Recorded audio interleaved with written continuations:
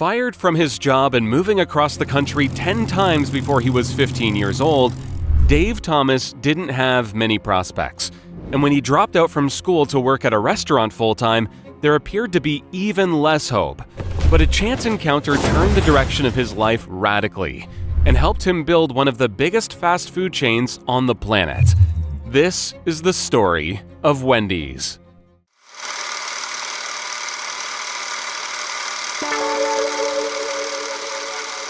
Born in 1932, during the Great Depression, Dave Thomas was born into a tumultuous childhood in New Jersey. Left by his birth parents, he was adopted by Rex and Avula Thomas. Tragically, he then lost his adopted mother when he was just 5 years old and was raised largely by his grandmother.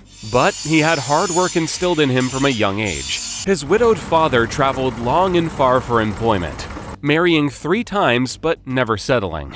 By the time Dave was 12, they were located in Knoxville, Tennessee, and they had moved over 10 times.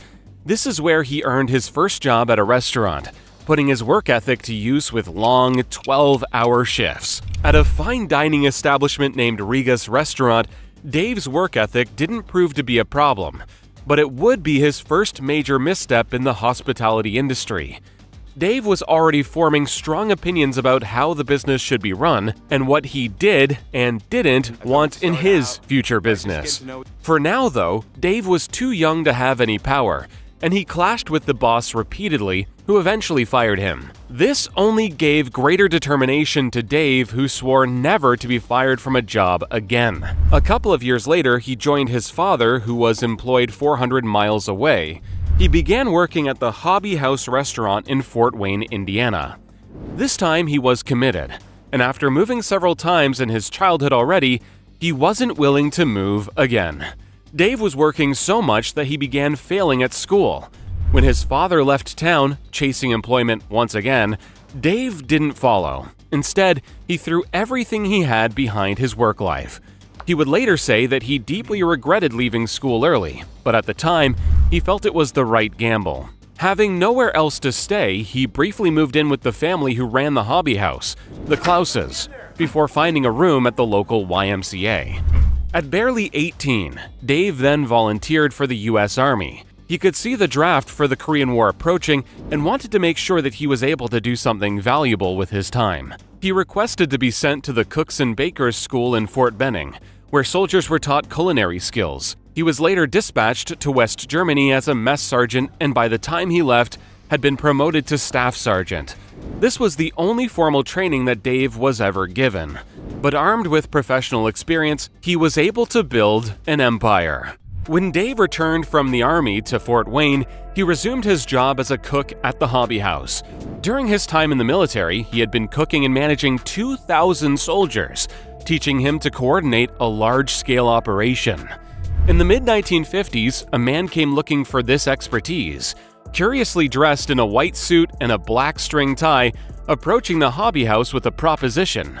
He was looking to build new franchises for his business, and his name was Colonel Harland Sanders, who had only rebranded and begun franchising Kentucky Fried Chicken a few years earlier. Phil Klaus, the owner of the Hobby House, was excited about the prospect, and Phil bought 4 KFC franchises. But within just a couple of years, Klaus was hemorrhaging money and desperately needing someone to turn things around. So he offered Dave a 45% share if he could make them profitable. Dave was up for the challenge and didn't hesitate to make changes. He streamlined the menu, cutting down the 100 items to just a few, and emphasized the restaurant's specialty in chicken to build brand recognition. He also used Colonel Sanders' image as the prominent face for the company. These changes would remain a staple for the future of the business. Colonel Sanders had been a kind of mentor for Dave, but the young cook made some of the most important contributions for KFC's future success. And improving himself, Dave had also delivered on his promise to Phil Klaus, leading all of his 4 stores to extraordinary profit. As per the agreement, Dave was given a 45% stake in the franchises. In 1968, he sold his shares for a value of $1.5 million, which would be worth almost $15 million today. He was only 35, and incredibly, he still hadn't begun what would make him famous. Dave had become so valuable to Sanders that he was promoted to regional director of the company. Having climbed to the highest rungs of success at KFC, the very next year he began his own restaurant. Located in downtown Columbus, Ohio, it was time for KFC to reap what they sowed. Colonel Sanders had given a fast food business genius the knowledge, money, and power to become one of their biggest competitors. Now with time and capital in his hands, Dave sketched out his business. He decided to name it after his fourth child, Melinda. Pictures of her, with her red pigtails pulled up behind her head, in a blue and white dress, would form the company's logo.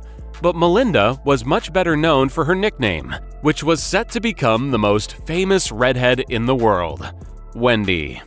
Armed with enough money to begin his own operation, Dave's new restaurant, Wendys, got off the ground quickly. Opening at the end of 1969, the first Wendys quickly became known for its distinctive, old-fashioned square beef patties, a shape that stuck out of the buns. The patties were fresh and never frozen, making for juicy, well-cooked meat. Other trademark products, like the Frosty, the thickest milkshake on the market, were also present from the company's inception. But he was careful to take on board the lessons from KFC, to keep the menu small and simple with only 5 items. Dave furnished the store with a warm, family-friendly design, marking it apart from its competition. Customers dining in were treated to a cozy carpeted area with proper seating, making it an attractive place to visit. The following year, Dave Thomas opened another Wendys in Columbus, this time further out from downtown. It allowed him to revolutionize the fast food industry by installing the world's first pickup window. While the concept had been around for decades, Wendys developed the first modern drive-thru, where customers could order their food through a speaker first before proceeding to a separate window. This made service exponentially more efficient. It wasn't long before every other fast food restaurant employed the same idea. In 1972, Dave began running television commercials, the same year that he licensed the idea for franchising, meaning that he could expand the business much more rapidly. Along with a wave of new locations, the TV campaign used a cartoon Wendy, developing the character as a welcoming face for the chain, but also as a recognizable logo. Their Where's the Beef campaign, which took aim at its competitors McDonald's and Burger King, exaggerating the smaller size of their patties, the advertisement was so successful that it became a widely used catchphrase, making its way into film, television, bumper stickers, and even turned into a song.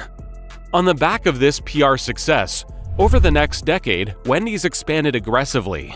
By 1975, there were 100 restaurants, which was soon accompanied by the first location outside of the United States, in Canada. Just 3 years later, Wendys celebrated their 1,000th store, totaling more than $1 billion in sales over the company's first decade, which was unprecedented in the industry.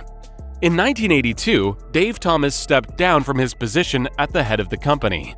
He hadn't anticipated Wendys growing so rapidly, but he didn't imagine that it would plummet just as quickly, forcing him to return much earlier than he anticipated. In the 1980s, Wendys went on to dominate its competitors on a crucial playing field: advertising. They were throwing resources behind their television commercials, which became renowned for their creativity and effectiveness. This led to $76 million of earnings in 1985, equal to over $200 million today. But disaster soon struck. A series of bad management decisions, including an ambitious breakfast menu, led to a $4.9 million loss the next year and 1/5 of Wendy's restaurant on the brink of failure. Having only enjoyed a few years away from the office, Dave Thomas returned, employing an old business associate, James W. Neer, to CEO. Immediately, big changes were made. Hundreds of employees were fired, and the restaurant's design was simplified to allow for quicker build time while increasing cleanliness. Across the board, costs were slashed. A huge source of costs for franchises was the rapid rate of employee turnover. To combat this, Wendys gave their workers much better conditions by increasing pay and bonuses, while offering them a stock option. This quickly halved the turnover rate. giving employees a reason to stay committed to the company. As for the menu, Wendy's had long been criticized for its expensive use of ingredients, as they were being attacked by competitors who were offering massively discounted items. Retaining the quality of the ingredients, Wendy's introduced the Super Value Menu in 1989 to give the people the cheap price they wanted, with the menu made up of cheap 99-cent items. And Dave Thomas was featured in a string of commercials where he guaranteed a refund for any customer who didn't believe it was the best-tasting hamburger available. That year, Wendy's had a massive 20% earnings growth. Dave and James W. Neer had saved the company, turning it back in the right direction and opening up another decade of success. But the company would never experience the growth it did in the 1980s in the United States. To continue, they had to go global. Throughout the 1990s, spreading to Latin America, Eastern Europe, and Asia, there was even a store on a US naval base in Italy. But its primary markets remained the United States and Canada. But the expansion wasn't as smooth as throughout the 1980s. The new CEO, Gordon Teeter, admitted that he made every mistake you can make until he realized that Wendy's strength was sticking to the basics. In 1 year alone, he closed 60 restaurants that weren't performing well enough, including withdrawing from South Korea, United Kingdom, and Argentinian markets. New healthy alternatives appeared on the menu, and for the first time, Wendy's offered late-night dining, which saw profits begin to rise again by the end of the 90s. In 2002, 10 years after Dave Thomas was diagnosed with cancer, it claimed his life, just 6 months before his 70th birthday. At the time, there were over 6,000 Wendy's restaurants, with sales of over $7 billion a year. David built himself a personal net worth of $4.2 billion and had become an American celebrity, largely through his appearance in hundreds of Wendy's commercials over the years. A year after his diagnosis, he attended Coconut Creek High School to finally complete his high school, after dropping out more than 40 years earlier. Dave also began his own educational facility, the Wellington School, and contributed to several philanthropic causes, including founding an adoption organization, which Wendy's continues until this day. His legacy was ensured, and his children continued to run a selection of Wendy's franchises. But following Dave Thomas's death, the restaurant chain was once again suffering from a lack of leadership. In the 1990s, Wendy's had formed a merger with Canadian coffee house Tim Hortons, finding that combining a breakfast menu increased sales. Aside from acquisitions and mergers, though, Wendy's struggled to find investment with failing profits in the early 2000s. That changed in 2008, when Wendy's was taken over for $2.4 billion by Triarch, which renamed itself the Wendy's Company, and brought the fast food giant under the same ownership as rival Arby's. The company also moved its headquarters to Dublin, Ohio, close to where David started the first restaurant, and featured unique artifacts from Wendy's history to make a museum for visitors. Although it has fallen away from former rivals McDonald's and KFC, with new investment, Wendy's has been able to remain one of the biggest fast food chains in the world, still ranked number 13. Last year, the Wendy's Company had almost $2 billion of revenue and employed 14,500 people, working in 29 different countries. In 2021, it opened its 1,000th international restaurant. Wendy's continues to serve classic hamburgers, like Dave's Single, Double, or Triple, and of course, their iconic Frosties. The secret to Wendy's success was Dave Thomas's commitment to his own vision. He refused to follow the rest of the industry. He wasn't afraid to keep meat fresh, despite increasing the costs, just to maintain quality. Thomas had quickly risen the ranks and excelled at KFC before understanding that he could do it even better himself. By combining old-fashioned techniques with modern innovations like the pickup drive-thru window, Wendy's was given the foundation for decades of success.